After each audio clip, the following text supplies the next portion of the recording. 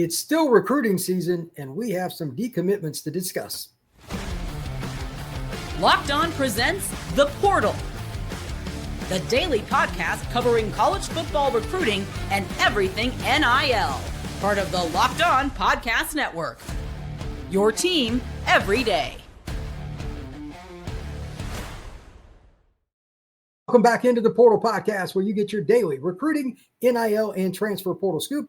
I'm your host, Brian Smith, longtime college football recruiting analyst. Thank you for making the Portal Podcast a part of your day, each and every day here on the Locked On Podcast Network, and where you can spend $5, and if your first $5 bet wins, FanDuel is going to offer you an opportunity for $300 to use across their app. Just visit FanDuel.com today or download the app. We've got a few decommitments to discuss, 2 coaching firings, and Texas Tech has done it again, another flip of a key recruit. And we're going to talk a little bit about the portal. Is your program, whoever you root for, your team, doing the proper things they need to do right now for when the portal opens up? Recruiting season's starting to get warmed up again with the decommitments and the recruiting going on with the on-campus visits. But we're going to have players leaving their program soon too. So we're going to talk about that as well. But first off, know this. Joey McGuire and Texas Tech means business. That program has done a good job of assembling talent for a while, but adding Bryce Gilmore, another offensive tackle, they're getting more guys in the trenches with Danny and Guyton. They've gotten good players in 26, 27, D-line, O-line. There's a really, really good chance that Texas Tech is going to have enough talent that pretty much, barring injury to their quarterback or something really unforeseen, moving forward, you're going to see Tech in the top 4 of the Big 12 pretty much every year. That's a program, if they continue to get these linemen in particular, it's going to change things. Bryce Gilmore, offensive tackle, 6'5", 297 pounds out of Prosper, Texas, right on the edge of Dallas. And for the record, Tech has prioritized the Metroplex. They've done a good job of it, too. Getting this kid to flip from Arkansas, that's a big deal. He's number 110 in the country, according to 24/7. So hats off to Joey McGuire and his squad. They're getting some good players to come to Lubbock. And I really don't think it's going to change anytime soon. They've put an emphasis on high school recruiting, not just the portal. They've started to really flip that thing around. And speaking of flips, there are some other opportunities. It's not a good deal for UCLA, but with DeShaun Foster getting fired today or yesterday, they've lost 5. Ramzik Fruin, linebacker out of Bethel High School in the state of Washington, he's no longer with UCLA. David Schwarzel, kid out of O'Dea up in the Seattle area, he is no longer with them. Another really good player, defensive lineman, national top 250 kind of prospect, decommits. Anthony Jones, defensive lineman out of Crean Lutheran, out there in Irvine, he decommits. Johnny Jones, offensive tackle from Venice, Florida, he has decommitted. And Yaya God out of South Gibson High School in Medina, Tennessee, another defensive lineman, has decommitted. Before I forget, might as well just get it out there. Brent Pry, obviously he was fired yesterday at Virginia Tech. We are in coaching firing season. So you're going to see these players and people say, well, why did 5 decommit from UCLA? It says UCLA, but they really decommitted from the coaching staff. Kids pick coaches, not schools, more often than not. So with that being stated, UCLA starts 0-3. DeShaun Foster and his group did a terrible job this year. They got punched in the nose when they played New Mexico, and they didn't punch back. They lost 35-10. I watched some of that game. There wasn't much fight. It was brutal, and UCLA acted accordingly. DeShaun Foster's salary was just over $3 million. He's an alum. It didn't work out. He was there just over a year, but they've got to find somebody that can recruit and can motivate the troops that are already there. And that UCLA team was pretty close to lifeless. It was bad. So we'll see what happens with UCLA, but there's some good recruits there. Some 4-star guys. Johnny Jones is ranked number 151 by 24/7. He's the offensive tackle down there in Venice, Florida.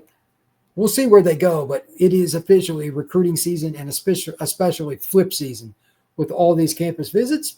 Don't be surprised if Johnny Jones or some of the other young men are committed elsewhere and very, very soon. We'll see how that goes. When we come back, we're going to turn our attention to the portal. Are the teams that, how do I put this? Are the teams that you look at in the league that you follow, the team that you follow, and just the programs around, are they doing the right things with the transfer portal to set themselves up for December and beyond? Because if you're not setting it up right now, it's not going to end well. That's next here on the Portal Podcast. Today's show is brought to you by the Game Cap. Quick question for you football fans. If you could go back in time and sit at your school's biggest rivalry game, what hat would you be wearing? Yes, I said hat. For me, it would be the Game. These aren't just hats. They're vintage styles that were worn back in the 80s and 90s, and I loved them. Guess what? You can still go and get those hats, and even if you do it right, you can get it for the same price that we used to get them for back in the day at $16.99. All you have to do is use code LOCKEDON, and you can get that hat for $16.99. Just go to gamecaps.com. That is thegamecaps.com. Grab your team's classic bar or retro circle design and use code LOCKEDON for an exclusive discount because the legends wear the game. We are also brought to you by 5 Hour Energy. 5 Hour Energy is bringing out some new flavors, including 17 different bold, tasty flavors from caffeine. So you don't have to just drink a full cup of coffee. You can get a 2-ounce shot that packs the same amount of caffeine that a 12-ounce cup of coffee does. Plus, it's got B vitamins, nutrients, no sugar, and no crashes. What you're going to love the best is how it is easy to pour around. 2 ounces, you can take it with you anywhere. To school, to work, to the gym, out with friends, whatever you want to do. 5 Hour Energy makes it easy to take these shots wherever you go. Enough with the boring flavor of its caffeine. It's time to give your caffeine a flavor upgrade with 5 Hour Energy shots. Get your favorites on the move and wherever you go and love them each and every day. Just check them out at 5hourenergy.com or on Amazon. Thank you once again for making the Portal Podcast a part of your day each and every day here on the Locked On Podcast Network. Truly appreciate you stopping in to get all your latest Portal news. And now, speaking of the Portal, I want to give kind of an overview of something that is very, very important. College football is all about making sure your roster is right or you will get beaten. Look at this past weekend. Crazy upsets, just crazy games. Every little thing has to be looked at very acutely. So I ask you first off, the easy question. It's the position that everybody follows. How well is your team positioned at the quarterback spot after this season? Not this year. After this year.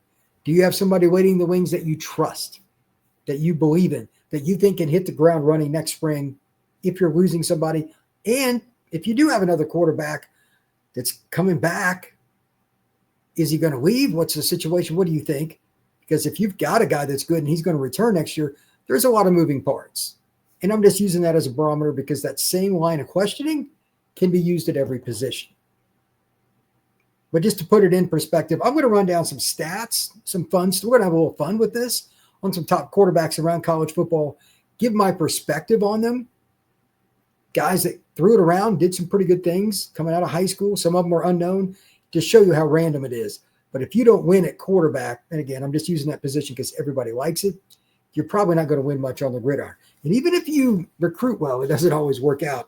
And I want to start with that. DJ Wagway had 5 interceptions against the LSU Tigers. Obviously not being coached very well at UF. Part of it's on DJ, part of it's on the other players at Florida.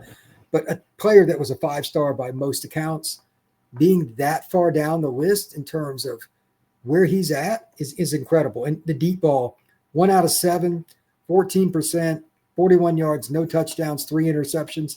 He's only hit 1 out of 7. That's just over 14%. Like, it shows you that sometimes even recruiting is not enough. So is Florida ready? Because if they fire Napier, what happens? Their quarterback room is not where it needs to be. We'll see what happens with Florida, but that's just one example. There's the flip side of that. Fernando Mendoza was under the radar, kid I saw in high school at a Columbus High School in Miami, Florida, goes to Cal, plays pretty good for a couple of years, transfers to my alma mater, Indiana, and he is killing it. Just on the deep ball this year, he's 6 out of 12 for 50%, 170 yards, 14.2 yards per attempt, 2 touchdowns, no interceptions. Indiana just beat the bejesus out of Indiana State this past weekend. I know it's a lowly opponent, but 73-0. So kids sometimes develop later too. Indiana's positioned themselves pretty well with what they want to do at quarterback. Mendoza is one of those guys, and he's probably going to help them get on down the line to other guys too, because as well as he's playing, it's going to help Indiana, not just from the portal, but from the high school ranks.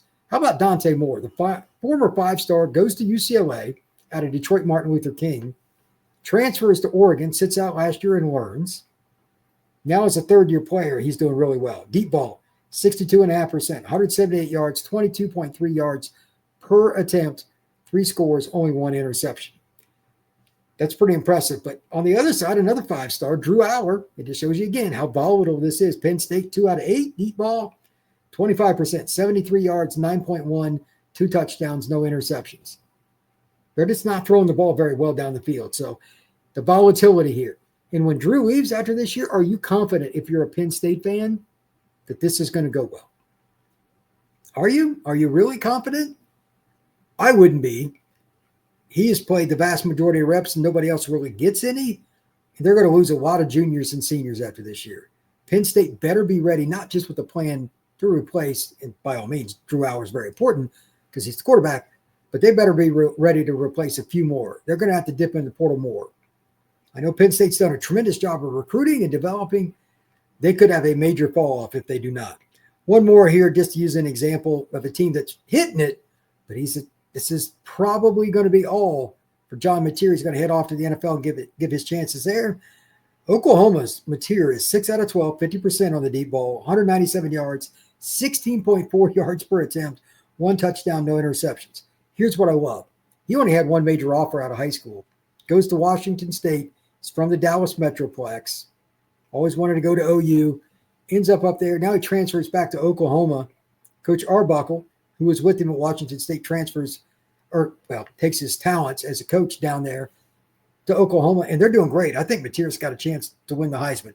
But unlike Lagway, unlike Dante Moore, unlike Drew Auer, he wasn't a recruit that was thought of that highly. 1 P4 offer. Sometimes you just don't know. It's pretty wild. And just for fun, Joey Aguilar, I know Tennessee lost, but he's throwing the deep ball pretty well. 9 out of 13, 69.2%, 368 yards, 28.3 yards per attempt, 7 scores, 1 interception. Another guy that kind of went under the radar out of high school, and he figured it out. He's transferred twice, but he's found a home at Tennessee, and good for him. He's playing really good football. I hope he gets a chance to make it to the NFL. He's got the arm. He's a pretty good athlete. He keeps developing. You never know. But does Tennessee have what it takes if he leaves after this year for any reason? They got some young guys. Sounds like Faison Brandon's next up, but he's only going to be a true freshman. It will be very interesting to see what Tennessee does in their offseason. And to that point, I just want to name a few teams here with the portal that I think they better figure it out real quick in terms of, like, after this season, just quarterback play, whether it's offensive tackle, whatever it may be. The following schools all need to hit the portal, and I'll go through a couple of points with each. Michigan, they got to get some skill players. They got to get some skill players for Bryce Underwood. They're not where they need to be. They got a good wide receiver class coming in, really good. But they need some guys for him that can be impact next year. You don't want to rely on freshmen. The portal, out of all the programs that are quote-unquote major college football, one could argue that Michigan needs to make the most investment. That's my opinion, because there's only one Bryce Underwood. You've got him for 2 more years.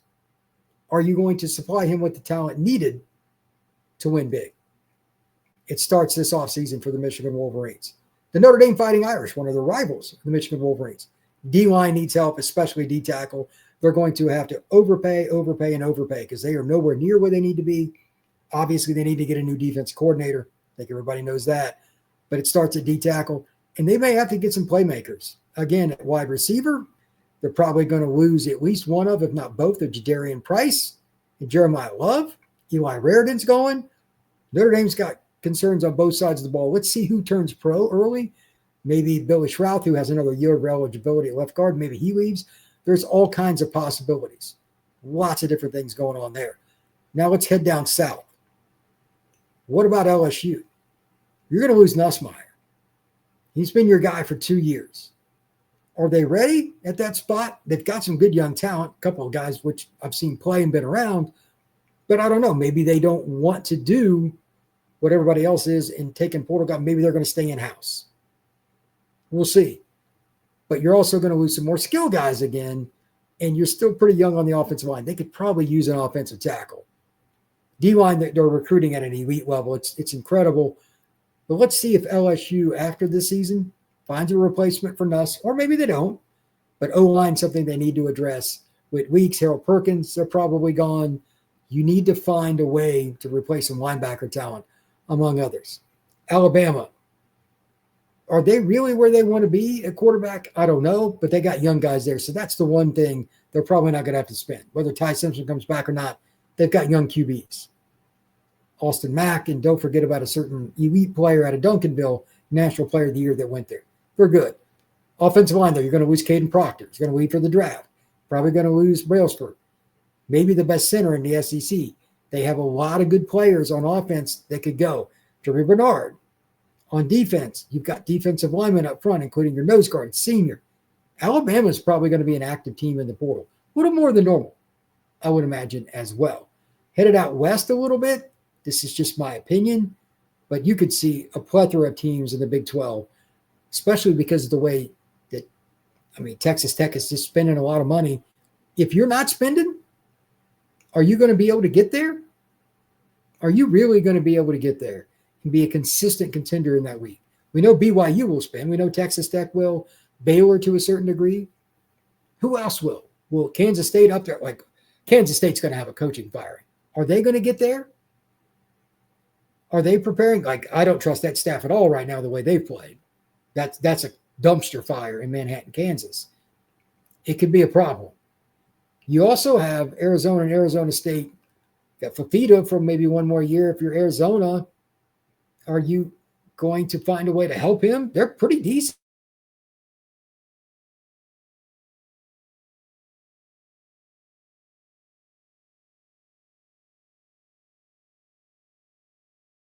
Hopefully they get it done, because if it doesn't happen, Arizona gets small windows. Let's see what happens there. Obviously, Arizona State is not as good as they were last year. That's fine. They need to use the portal. I hope they get the NIL to do it. We'll see, but I don't feel warm and fuzzy, if you will, about the opportunity for Arizona State yet. I haven't heard the right things about their NIL, but I digress. And finally, Utah. They could have a bunch of coaching changes and stuff. Head coach transitioning out. Who knows? They got Dampier this year for New Mexico. I hope they keep it going, because Utah's playing good football. It's good for college football to have Utah on that map. We'll see if they stay there. Thank you once again for making the Portal Podcast a part of your day each and every day here on the Locked On Podcast Network. Please like and subscribe. We will see you again tomorrow on the Portal Podcast.